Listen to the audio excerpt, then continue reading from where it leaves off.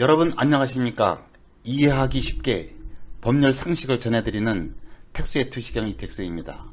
이번 시간에는 토지 임차인이 지은 비닐하우스 지상물 매수 청구 가능한가? 라는 주제로 말씀 올리겠습니다. 우선 구독, 좋아요 부탁드립니다. 먼저 그 통상의 토지 임대차에 있어서의 지상물 매수 청구권에 관하여 설명을 좀 간략하게 드리겠습니다. 건물, 기타 공작물이나 수목의 소유를 목적으로 하는 토지를 임차하는 경우가 많습니다.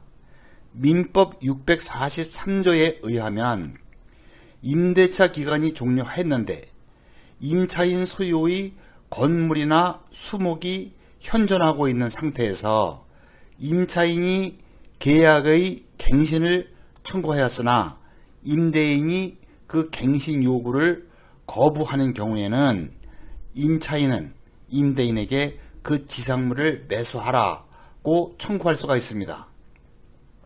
아직도 무슨 말입니까? 지상물은 모두 임차인이 철거하고 원상 회복해야 하는 것 아닙니까? 하시는 분이 계실 게 분명합니다. 그렇지 않습니다.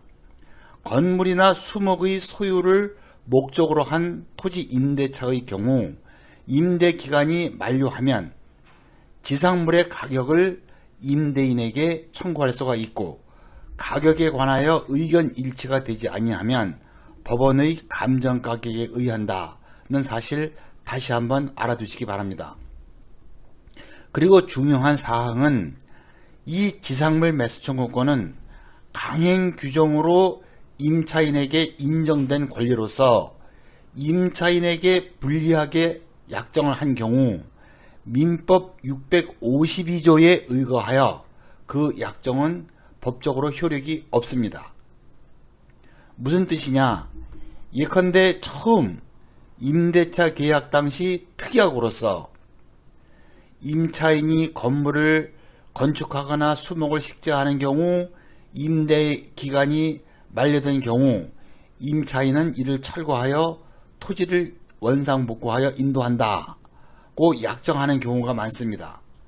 설령 그러한 약정을 하였더라도 이는 지상물 매수 청구권을 사전에 포기한 것으로서 임차인에게 매우 불리한 약정이기 때문에 민법 652조에 의하여 그러한 약정은 효력이 없고 임차인은 여전히 임대인에게 그 지상물 매수 청구권을 행사할 수가 있습니다. 또 하나 중요한 사항, 임차인의 지상물 매수 청구권은 임차인이 2기 이상의 차임을 연체한 경우에는 권리가 없어진다는 사실도 꼭 알아두시기 바랍니다.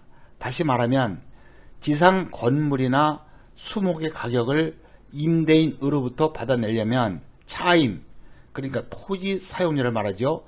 그 차임은 2기 이상 연체하지 말고 악착같이 지불해야 한다는 말입니다. 그렇다면 여기에서 이 비닐하우스를 건물로 봐 지상물 매수 청구를 할 수 있느냐가 문제입니다. 농사를 짓기 위하여 타인의 토지를 임차하는 경우 대부분 비닐하우스를 지어 농작물을 재배합니다. 이때 경우에 따라서는 그 비닐하우스가 규모가 크고 철제 파이프를 이용하여 견고하게 설치하고 설치 비용도 거액이 소요되고 때로는 정부의 보조금을 받아서 설치하는 경우도 있습니다. 이 비닐하우스에 대하여 임대기간 만료 시에 임대인에게 지상물 매수 청구를 할 수 있느냐 없느냐, 이 문제는 임대인과 임차인 사이에서는 매우 중요한 사항입니다.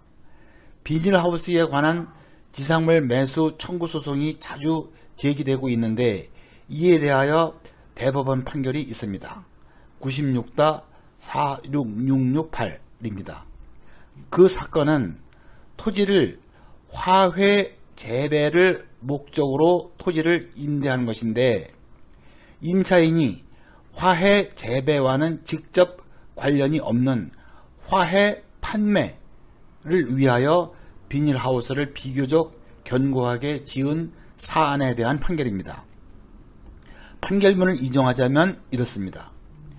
비닐하우스는 화훼 판매를 위하여 필요한 시설물이라 하더라도 그 자체의 소유가 이 사건 임대차의 주된 목적은 아니었을 뿐 아니라 비용이 다소 든다고 하더라도 토지상에서 쉽게 분리 철거해 낼 수 있는 그 구조에 비추어 이를 철거할 경우 전혀 쓸모가 없어진다거나 사회 경제적으로 큰 손실을 초래하지 않는다는 이유로 임차인의 지상물 매수 청구권을 인정하지 않았습니다.